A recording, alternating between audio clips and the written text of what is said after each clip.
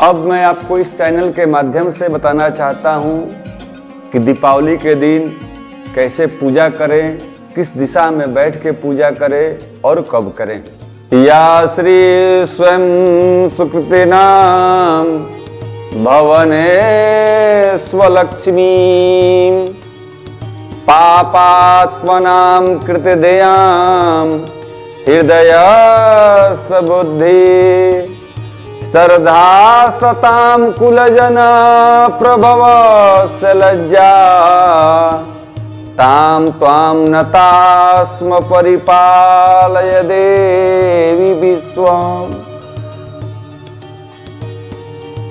दीपावली के दिन सबसे पहले आप नित्य नैमित्तिक कर्म क्रिया के स्नान वगैरह करके पूजा आप प्रारंभ करें। पूजा, कोई भी पूजा सबसे अधिक श्रेयस्कारी, अति उत्तम धन देने वाला, पूरे परिवार को सुख शांति संपत्ति देने वाला पूर्व दिशा में बैठ के पूजा करना अति उत्तम माना जाता है। यदि आपके यहाँ पूर्व दिशा में बैठने की सुविधा न हो तो आप उत्तर दिशा में बैठ के पूजा कर सकते हैं। इससे लक्ष्मी और गणेश की कृपा आपके ऊपर सदैव बनी रहेगी। और आपको दीपावली के दिन पूजा करना है। वैसे पूजा तो सभी लोग दिन भर करते हैं, दिन भर माता का और गणेश भगवान का ध्यान करते हैं, लेकिन सबसे श्रेयस्कारी जो पूजा होगा दीपावली के दिन सुबह पहर कम, सबसे पहला जो मुहूर्त आ रहा है कुंभ लगन में। कुंभ लगन में 12:37 से लेकर 2:09 तक आप पूजा कर सकते हैं।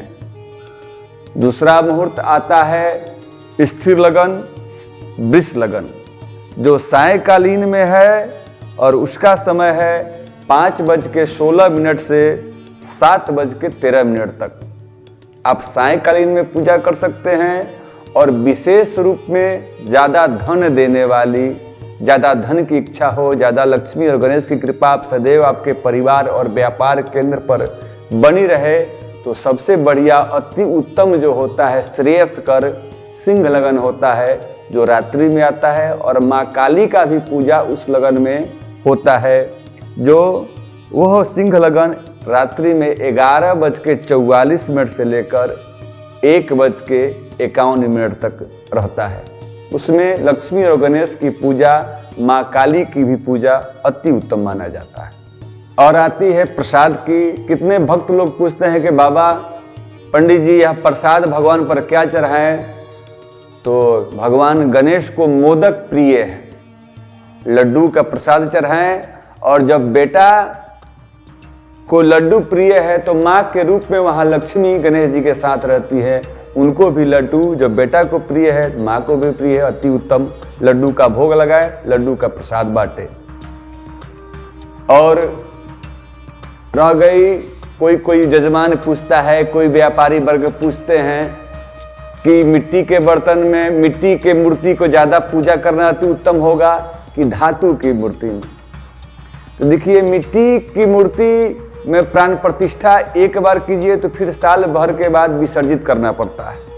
लेकिन यदि कोई धातु की मूर्ति हो, चांदी की मूर्ति हो, सोना की मूर्ति हो तो अति उत्तम माना गया है। और एक बार जब उसमें प्राण प्रतिष्ठा हो जाता है तो आपको उसको बहुत दिनों तक रख सकते हैं, 10 साल, 20 साल, 40 साल, 50 साल तक धातु की मूर्ति को रख सकते हैं। धातु की मूर्ति में पूजा करना अति उत्तम माना गया है। लेकिन सामर्थ्य के अनुसार यदि आप मिट्टी की भी मूर्ति में पूजा करते हैं तो फलदायी होगा, लेकिन साल भर के बाद आपको विसर्जित करना पड़ता है, क्योंकि कहीं भी मूर्ति खंडित भी हो सकती है, टूट भी सकता है। जम की दियरी निकाला जाता है।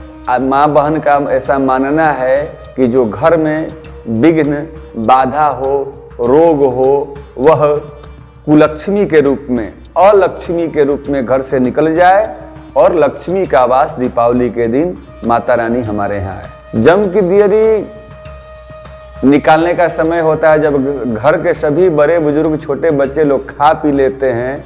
जब सोने का समय होता है, 9 बजे आप सोते हो तब, 10 बजे आप यदि सोते हो तो सभी लोग के खा पीने के बाद सोने के समय एक आदमी घर का परिवार निकाल देता है, उसके बाद सभी लोग सो जाते हैं। सबसे उत्तम मुहूर्त वृष लगन का और सिंह लगन का है, जो सायंकालीन में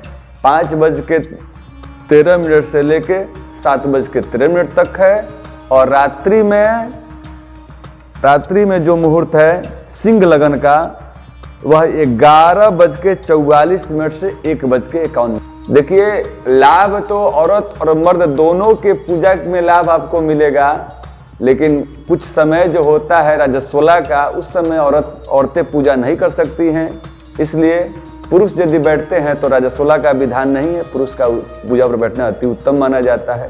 सपत्नीक बैठे तो और अति उत्तम। देखिए, लक्ष्मी गणेश के लिए कमल का फूल का उपयोग करें, माँ के और भगवान के चरणों में चढ़ाएं। गणेश जी के लिए पीला फूल कोई भी चढ़ा सकते हैं, लेकिन दीपावली के दिन लोग कमल का फूल श्रेष्ठकर माना जाता है।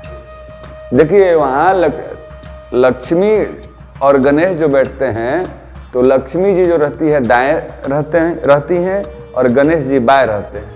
वहाँ दोनों का संबंध जो है माता और पुत्र का संबंध। पूजा करने के लिए कोई जजमान सवाल करता है कि पंडित जी क्या चीज़ पर पूजा करने में ज़्यादा फलदायी है। तो देखिए, पूजा में आसनी बहुत जरूरी है। यदि कुश की आसनी मिल जाए तो अति उत्तम। जैसे केले के पत्र पर भोजन करना सोने के पात्र में भोजन करने के समान है, उसी तरह कुश की आसनी पर बैठना सोने के आसन पर बैठने के समान है। कुश की आसनी विष्णु भगवान को अति उत्तम प्रिय है। देखिए, देवताओं को दीपक सबसे अधिक प्रिय, अति उत्तम जो देवताओं के माना जाता है, घी का दीपक ही जलाना सबसे अति उत्तम माना जाता है। उसके बाद यदि आप सामर्थ्यवान नहीं हैं तो तिल के तेल का दीपक जलाएं। उससे भी यदि आप सामर्थ्यवान नहीं है तो घर में सरसों खरीद कर उसको तेल निकाल के उसका दीपक जलाएं। धूप बत्ती ही जलाना श्रेयस्कर होता है। अगरबत्ती हमारे सनातन धर्म का परिचायक नहीं है। बांस जलाना हमारे लिए शुभकारी, शुभ काम में नहीं होता। अब आती है पूजन सामग्री की बारी। तो पूजन सामग्री, जैसे हर कोई भी पूजा, किसी भी देवी देवताओं का आप पूजा करते हैं, जो पूजन सामग्री लगती है वो तो इसमें लगता ही है। उसके अलावा विशेष रूप से लक्ष्मी गणेश के दीपावली के पूजन के दिन नया कलम, बही खाता, गले का सामान, आपके पास यदि गला व्यापारी हैं तब भी और नहीं व्यापारी है तब भी, घर में भी आप एक कपड़े का झोला छोटा टाइप का खरीद सिलवा लें। उसमें नया कौड़ी, थोड़ा सा नया सिक्का यदि चांदी का हो तो अति उत्तम, कमलगट्टा, धनिया, दूभी, खरा हल्दी उस गले में रख के पूजा करके आप तिजोरी या अलमारी में रख सकते हैं। कठकरेजनी एक देहाती भाषा है, यदि वो मिले तो लक्ष्मी गणेश पर चढ़ाएं। लक्ष्मी गणेश अति प्रसन्न होते हैं। और दीपावली के दिन यदि आप अपने पंडित जी से श्री सूक्त का पाठ कराते हैं, कनकधारा स्तोत्र का पाठ कराते हैं, वह बहुत फलदायी होता है।